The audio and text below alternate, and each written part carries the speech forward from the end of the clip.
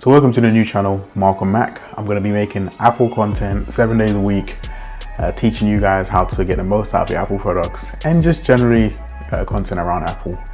So today we're going to talk about the Apple Watch Series 8. So obviously that Apple Watch isn't out yet, and today I just kind of want to understand, what would it take for me to upgrade? I'm still rocking the Series 5, and I would say that the Apple Watch has kind of stagnated really since Series 5 when they brought in the always on display. I haven't really felt a need to, get a new one. So I want to go through like the possible features that might actually be coming for the Series 8, and then we can kind of go through and see, are any of them good, and then what are the two features which haven't been rumored that I think would take the Apple Watch to the next level, and actually will be the two things that would actually make me upgrade. So first, the rumor is there's going to be a faster processor. So this shouldn't come as to any surprise really to anybody.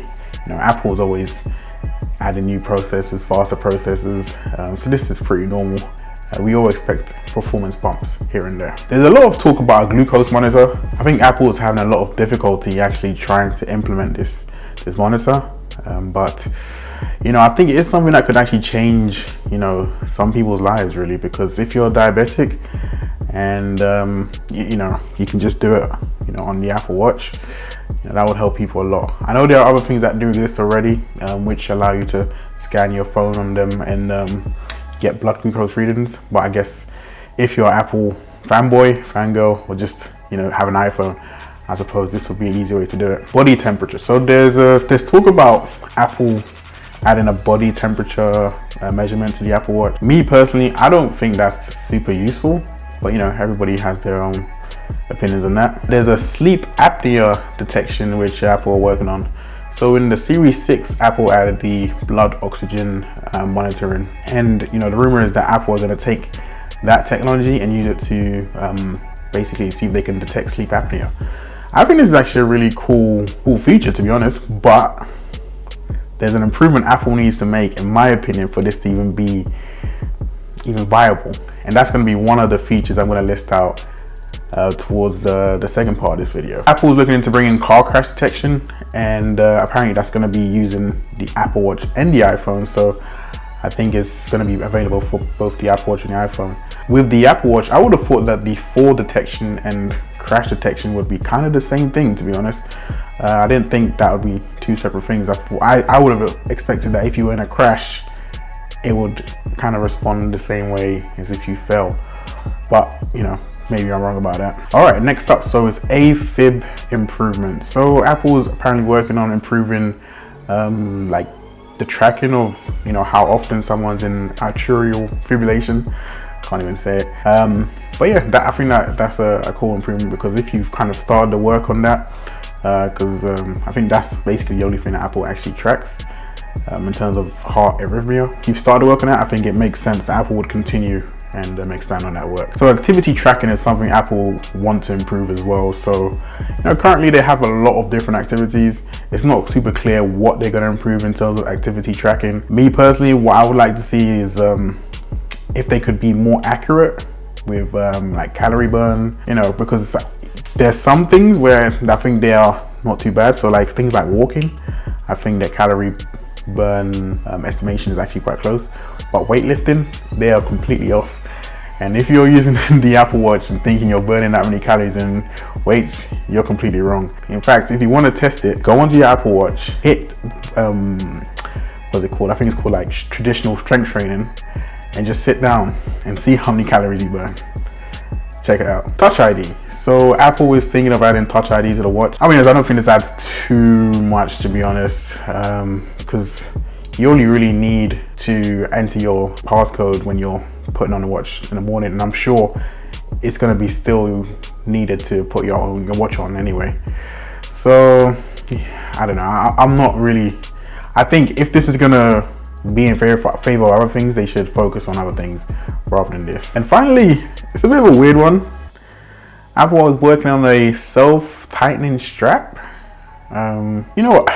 Sometimes you look at these things and they seem a bit trivial, but to be fair, if you had somebody who had only one arm or one hand, sorry, that actually would solve a lot of their problems. So yeah, let's see if Apple actually does go through it. Could be an interesting one. I mean, I'm sure they'll charge you $300 for it anyway, so hey.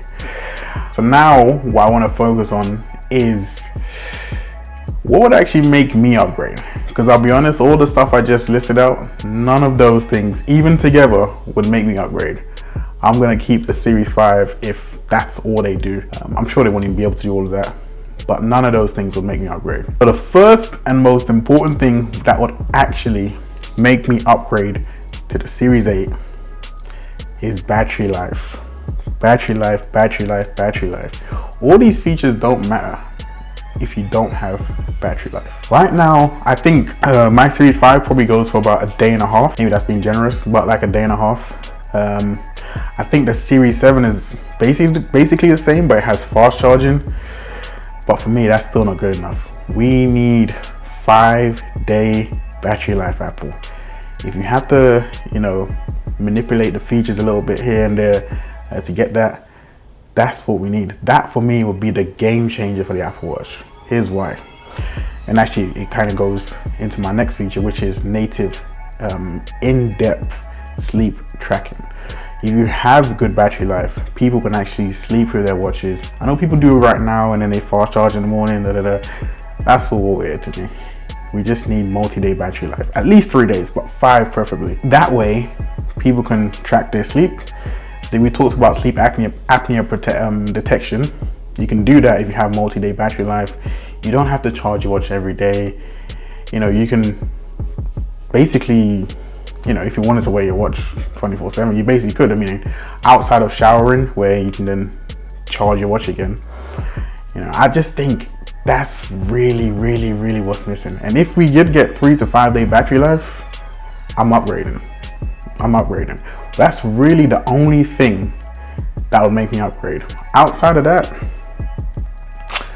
no, I don't see it. I mean, blood glucose, blood body temperature, AFib. I mean, the activity tracking updates, that's probably gonna be just part of watchOS anyway. So maybe all the Apple Watches will get it anyway. So no, it's only battery life. If I don't get these features, then as I said, I'll just stick with the Series 5. And I think this is actually the Apple Watch to buy in 2022. You can check out my Apple Watch Series 5 video here.